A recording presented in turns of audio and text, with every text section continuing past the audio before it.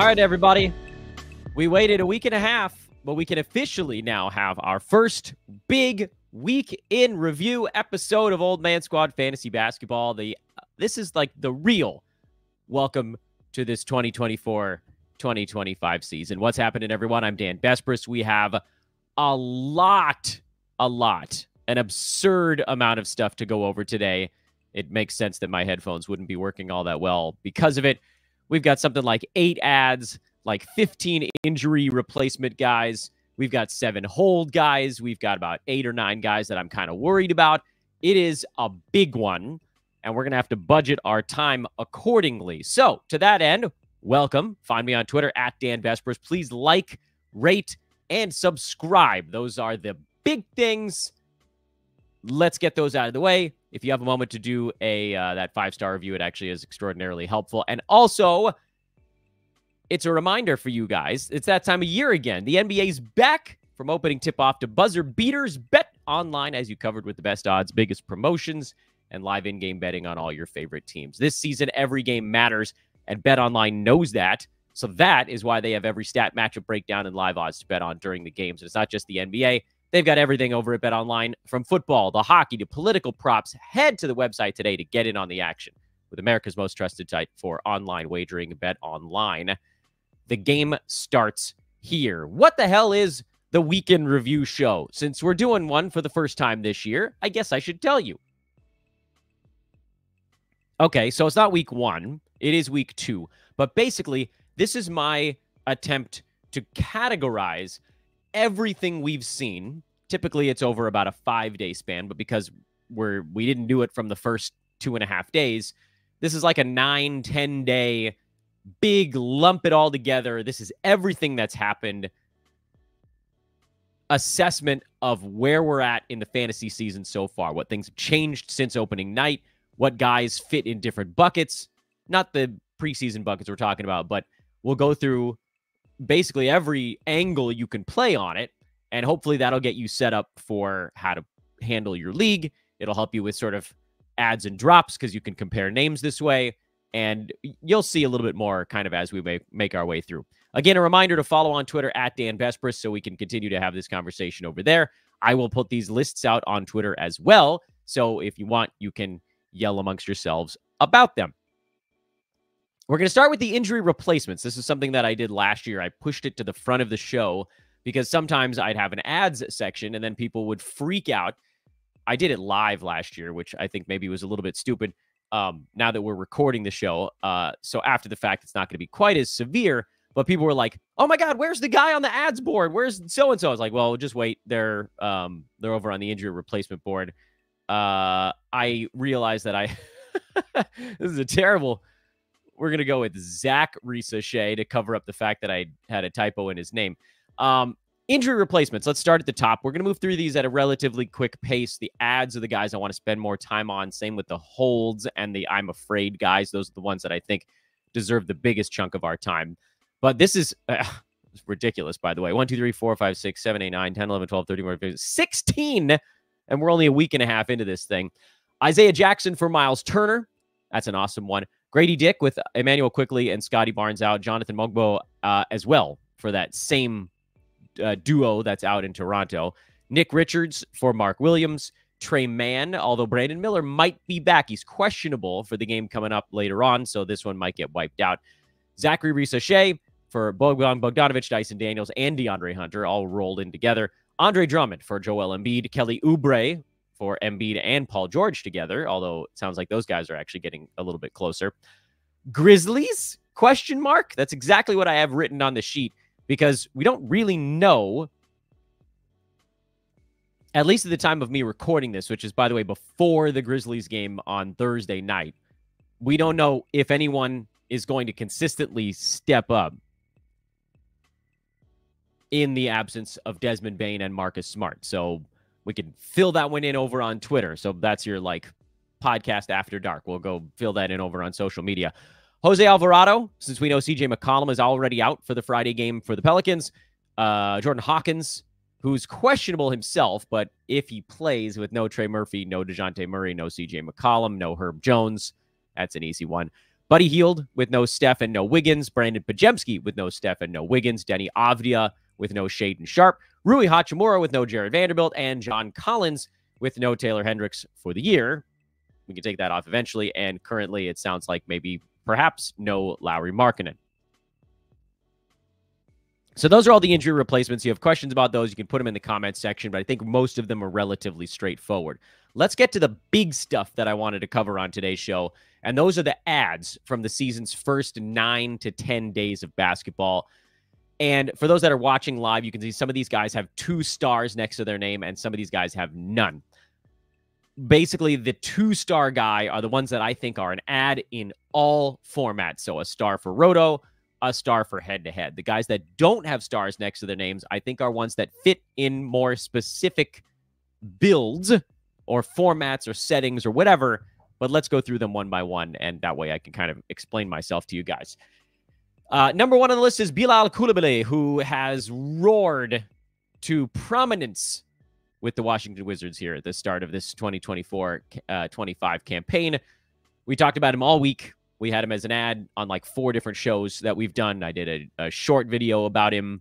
So hopefully most of you guys were able to scoop up Bilal. He's looked fantastic so far this year. His field goal percent will not hold.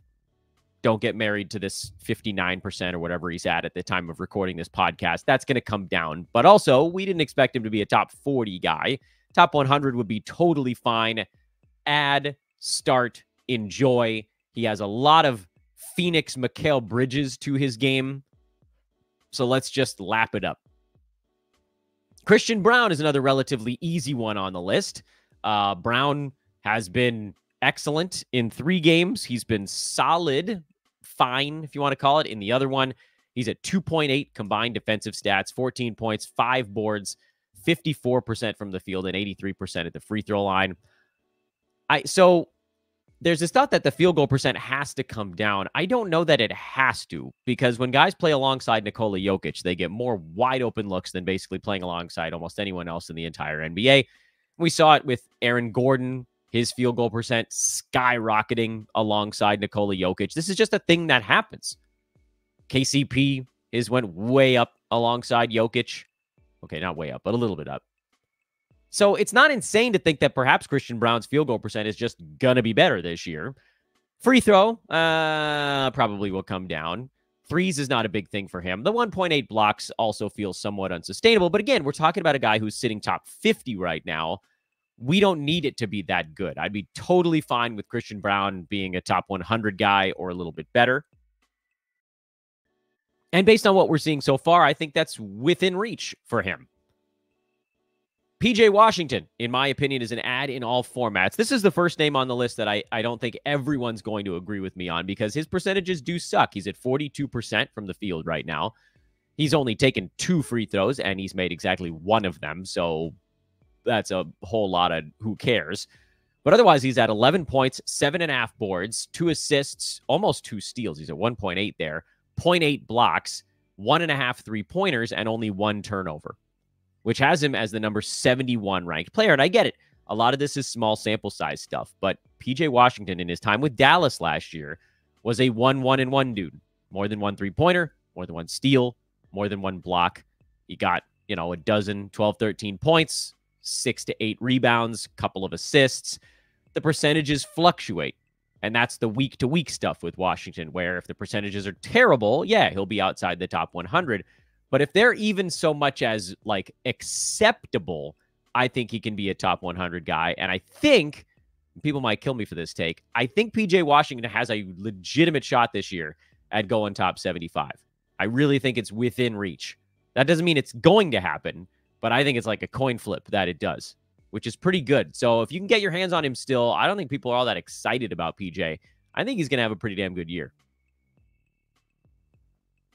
And I would have drafted him, as evidenced by the Dan Best preseason buckets on my Google sheet, where PJ Washington was in the second group of Flyers. There were only 6 names in the first group, by the way, so generally you had a pretty good shot at him. In there with Al Horford. That's how highly I thought of him. Dyson Daniels is the next one on the board here. He also should have been drafted, but I realized that he wasn't everywhere. And so who, by the way, he was in my first group of flyers. I know he's hurt right now. Hopefully it won't be too long for him. But we're seeing the outlines of a top 75 or better kind of fantasy performer. So absolutely must have on all teams and rock and roll. Alex Sarr is the other name that I have on my needs to be on every roster list right now, because we're seeing the very clear outlines of a fantasy juggernaut. I don't know that it happens this season, the juggernaut status, but this is a guy that I would want to have in keeper leagues, like a lot. Because right now, Sarr's playing 24 minutes a game, and he's averaging 8 points, 6 boards, and 3.3 defensive stats on, get this, 83% foul shooting. Okay, that's intriguing. 29.7 is the field goal percent right now. I don't care how bad of a rookie you are at shooting. That's going to find its way up, especially when you're 7-1 or whatever Sarr's listed at. He ain't going to shoot sub 30% all season. If he was even shooting like 36% right now, he'd be a top 70 guy and rolling. As it is, he's around top 90. So he's been kind of flying under the radar with only 8 points. The blocks has been the thing that's floating his value right now. But they're going to be there because he's a big, long dude. So find a way to get your hands on Alex Sarr. I think it's going to be kind of a fun, if said sometimes slow, upward trajectory for him. But he's going to be a monster come January or February. And the fact that he's already within the playable fantasy realm 1 week into the season, that's a big, big fantasy win. Now we're into the 3 names on the ads board that I don't have 2 stars next to. And the first one is Jeremy Sochan, who has looked pretty good so far this year. But also, we still know there are issues with his fantasy game. He does not hit any 3-pointers. The steals and blocks are not as good as you'd think they would be, given his just innate athleticism. He's a bad free throw shooter, and his turnovers are a little bit on the high side, which is why I think Sochan is kind of a no-brainer on the head-to-head side, because his percentages are not so horrible that they're going to tank you in a given week. And with turnovers, a lot of teams ignore those in head-to-head. Anyway, you know, if you have fewer games than your opponent, it's not like Sochan getting an extra 2.5 turnovers in a week is probably going to swing it. It likely won't. And his free throw shooting is bad, but you probably have someone on your team that'll counterbalance that, and maybe you even catch him on a day or a week where it's slightly better. And then the field goal percent has actually been totally fine so far this year. He's at right on 50%. Roto, on the other hand, that stuff adds up. It's great to get a guy scoring 18.5 points. Wonderful, beautiful, delightful. But that's not as important as the bad free throw shooting. The 72% medium volume is a larger drag on your Roto numbers than 18 points is helping them. Honestly, the rebounds is the biggest positive for him right now. 9 rebounds a game is excellent. But Roto, I can't do it with Sochan. Head-to-head, I feel like you have to. And it's one of those weird splits where the Roto and the head-to-head strategy really don't come together in any meaningful way. You can hear that I'm right in the middle of a show, right? So anyway, on to the next one. Jaden Ivey is another one. Almost a very similar vein to Sochan. Ivey scoring about 2.5, something like that, points more per game, fewer rebounds, better assists. But you got that same thing going on where it's hard to know what the percentages are going to look like on a given night. He's at 47.5 field goal right now, 75 free throw. These are fine on a week-to-week basis when you consider the sort of upward and downward trajectories of them. But over an entire year, that is a bit of a drag. Right now, by the way, Jaden Ivey, you could start in all formats. If you can actually keep the 47.5, 75 up with the rest of his numbers as high as they are, he would be startable in all formats. So let's make that clear. Right now, he's startable in all formats. I am not fully convinced that particularly the field goal is going to stay as high as it is. It might. I'm definitely not saying that it can't. But he was at 43 last year. It's a pretty good bump. He's also shooting 43% from downtown after 34% each of his first 2 seasons in the NBA. The free throw number is exactly the same as the last 2 years. So, like, the uptick in volume, that's sustainable. He's playing more minutes and he's getting more opportunity. So that's why the rebounds are a little bit higher. The steals, feel a bit on the high side. You know, his rookie year, he played 31 minutes. He was at 0.8, but you could see that bounce up a little bit. It's that 3-point percent, that field goal percent overall that feels like it could tick down. And if it does, that kind of drops him back into that head-to-head, yes, roto kind of department. And then Wendell Carter Jr. is the last one on the ads list. And he's there because so far this year, he's been good enough. He's at 9 points, 10 boards, 1.2 steals. And the percentage is a little bit lower than usual. Turnovers also incredibly low right now. I mean, we've seen enough out of Carter to know that eventually, unless something significant changes in his role, which, I don't know, looking back 2 seasons when he was at 15-9, what's markedly different now? His usage is lower now than it was then, so that's a negative. His steals are much higher now, which feels probably not a thing that's going to stick. His rebounding got off to a great start with a 14-board first ball game. But, I mean, we're talking about a guy that, like, if you go back to 2021, he was at 10.5 rebounds, 15 points, 1.3 defensive stats, 52-69 were the splits. Like, if the 52% field goal comes back on the lower volume, and the free throw stays up at 75, that's how it could sort of like balance itself out near that 100 range.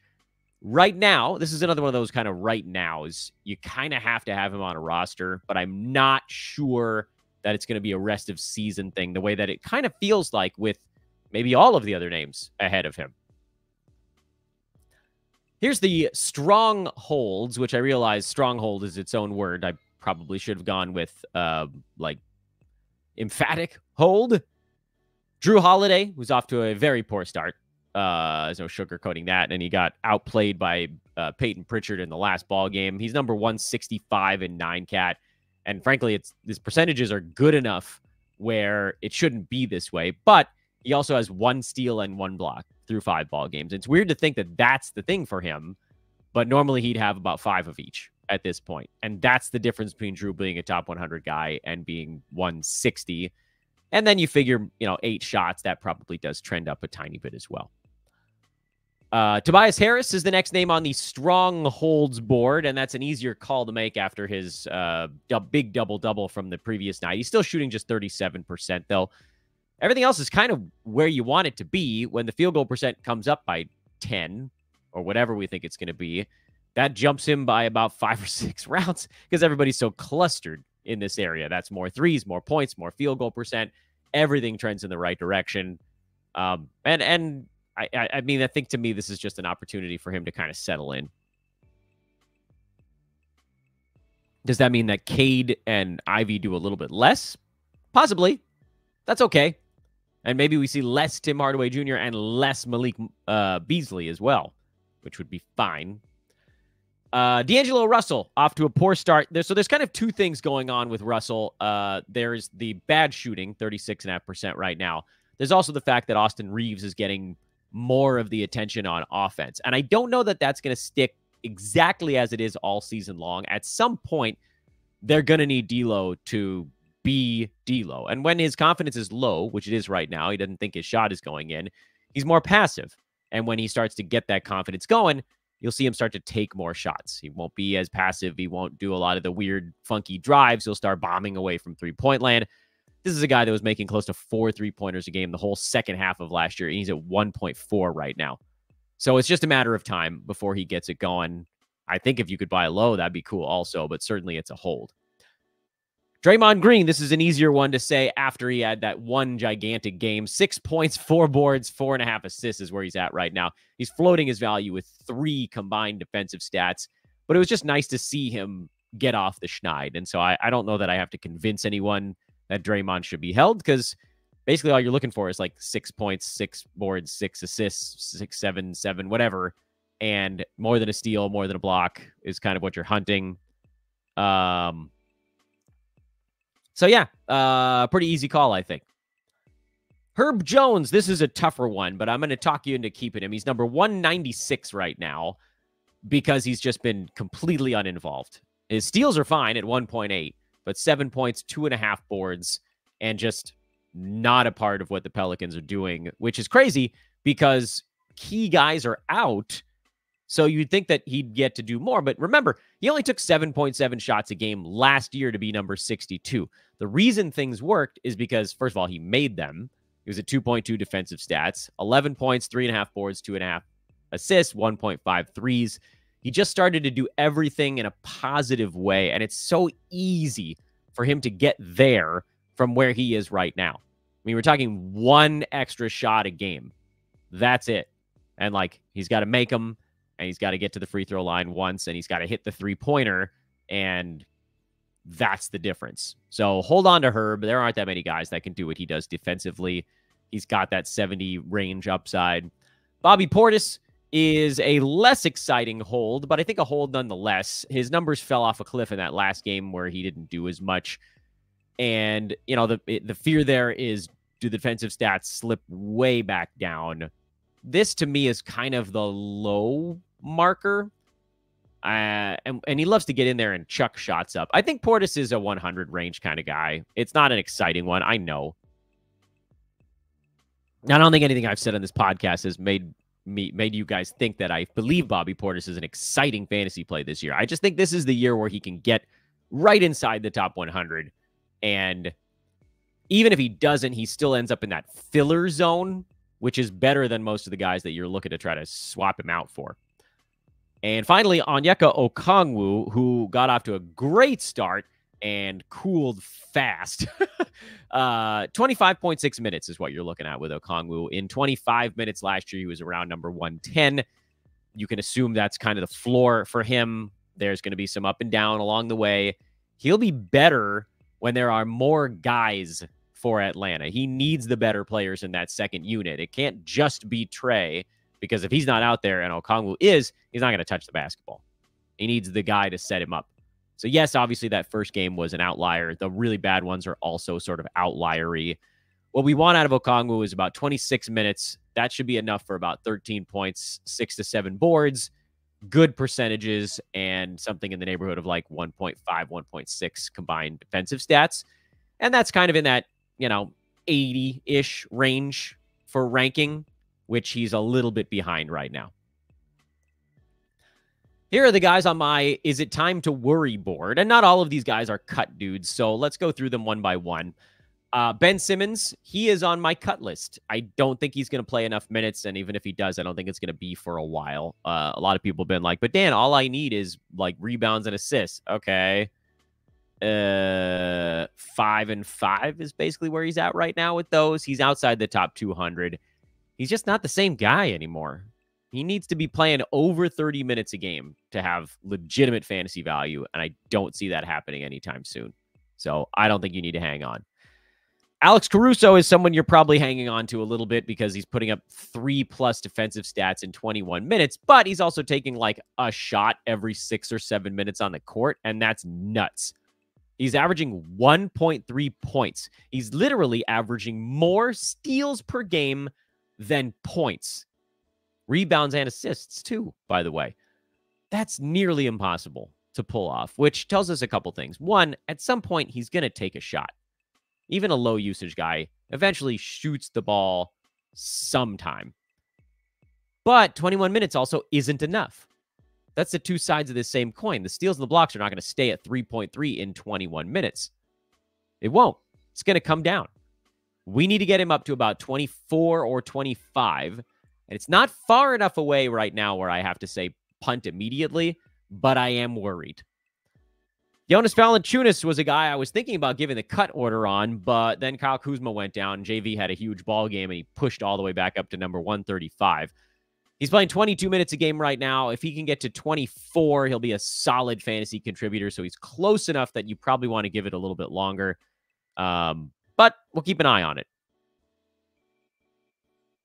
Trace Jackson Davis, not getting enough minutes. Simple as that. He's at 149 right now in 19 minutes a game. That, by the way, is with the free throw number at 67. That might go down. We need him playing over 20 minutes a night consistently. And frankly, I think we need him at about 25. Thinking back to last year, that got him in that kind of 85 range. yes, there's room for growth if the free throw number isn't as bad as last season. That's the reason to give it a little bit more time. But at 19 minutes a game, if this continues for another few ball games, he ends up as a drop. So he's close to going the wrong way. Jonathan Kuminga, he's been flat out terrible. And again, I know I wasn't alone during the preseason in talking about how I don't like his fantasy game. His field goal percent will get better. So the points will get better. The rebounds will probably get better, but not by a ton. He just has these gaping issues with his fantasy game where a top 100 kind of feels like a best case scenario.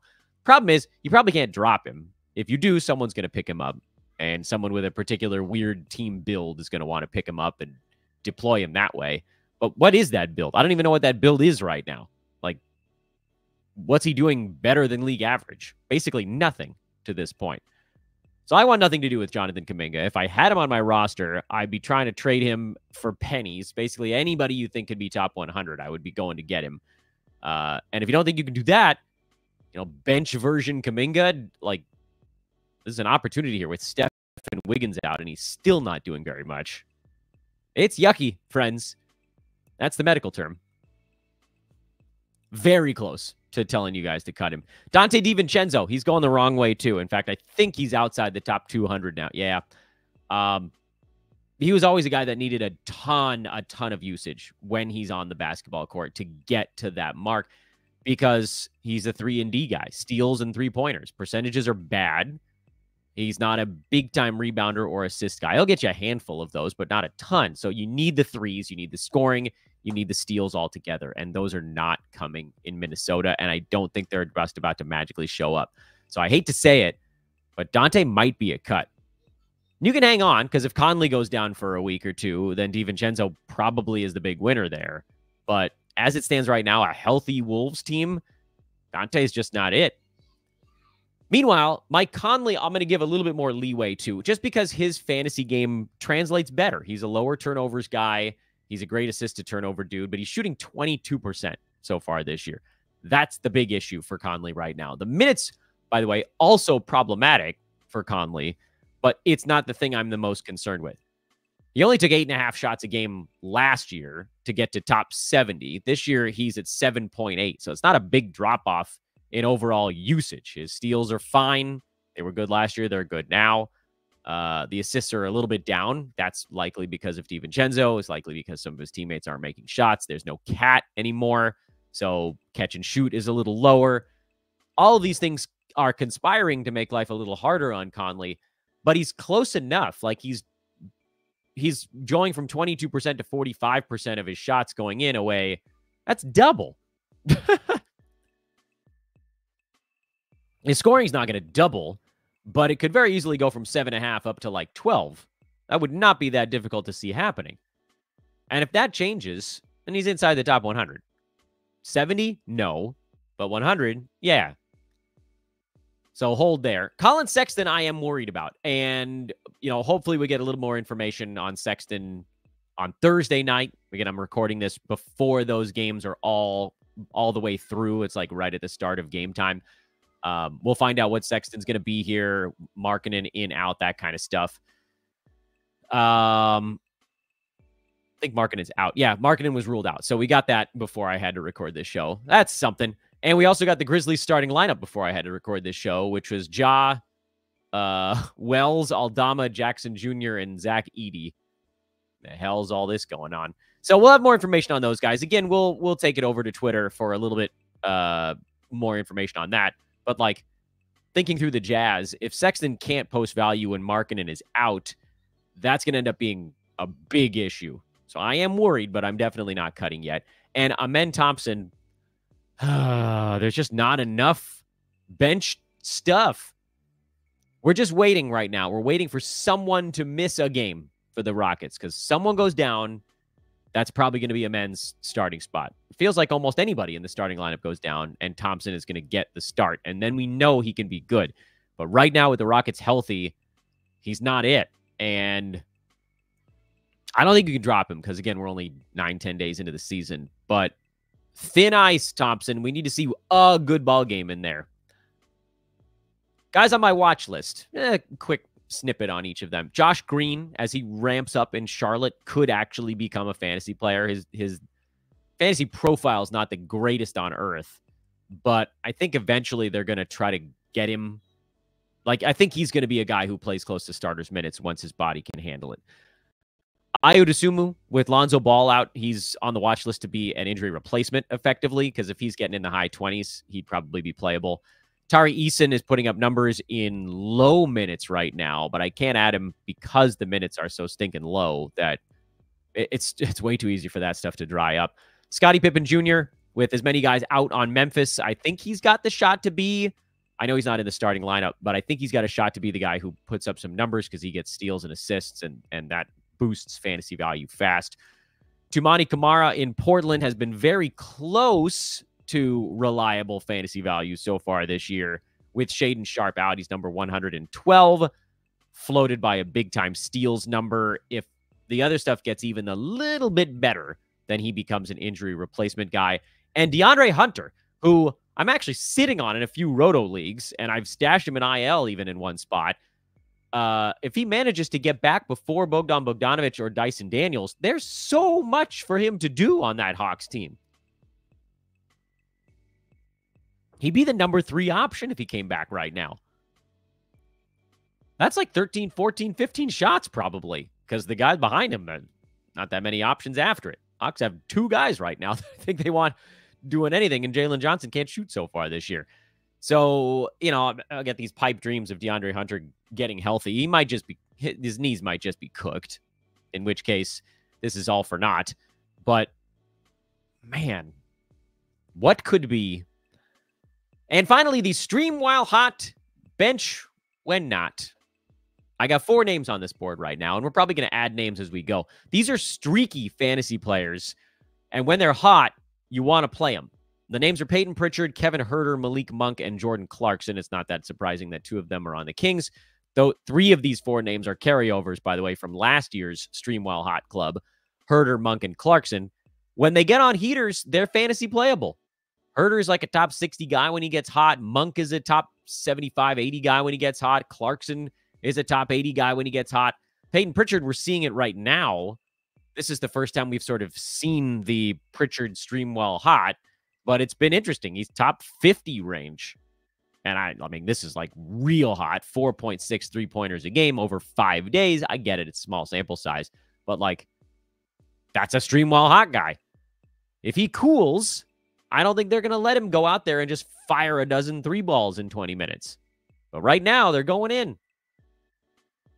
So that's your stream while hot, bench while not group. And that is your first mega week in review. I was thinking back to last year, too. I was like, why do these shows take so long? It's because after I did the week in review part last year, I segued right into a 30-team weekend preview. But guess what? That's going to be its own show. We're going to split those up this season because that's just too much freaking podcast. And also, my Friday is going to be partially occupied by, don't tell anyone, going to the Dodgers parade. Shh, don't tell. I'm playing a little hooky from doing fantasy stuff for a few hours. It's going to be awesome. I will report back on it, but it's also why I wanted to get this show recorded and in the hopper early so that you guys get it and don't have to wait until like right before game time to get this week in review. You want this stuff early in the day. I know it. You know it. So that's why it's there. So that's what's still on tap. We'll have a quick, big 30-team weekend preview show. That'll probably drop right around when the games are beginning on Friday. And then over the weekend, we'll see if we have time to crank out one show. My guess would be that over the weekend, we get that week 3 preview done. And that'll probably drop. Last week we did it. We dropped it on Saturday. This week I'll probably drop it on Sunday. We'll see. You guys will roll with the punches, right? Sure. I also didn't bother to wear a hat for today's show. I don't know if anybody noticed. And it's my Shaggin' Wagon shirt. I'm Dan Besbris, hatless for a moment. At Dan Besbris on Twitter. Please, please, please do a follow over there. Hit that like button. Subscribe however you're taking in the content. Drop that 5-star review. Let's keep chugging. Let's keep growing this old man squad thing. Discord link is in the show description. My Google Sheet with all the free stuff is in the show description. Everything you need to find is in the show description. It's super easy. And I'll talk to you guys. Well, for me, it's a while, but for you, in a few hours, I think. I don't know. Maybe more than a few. Doesn't matter. It'll be soon. I ain't going anywhere. I hope. Right after Halloween? Maybe I shouldn't say that. I'll be right back. No, I won't. Goodbye.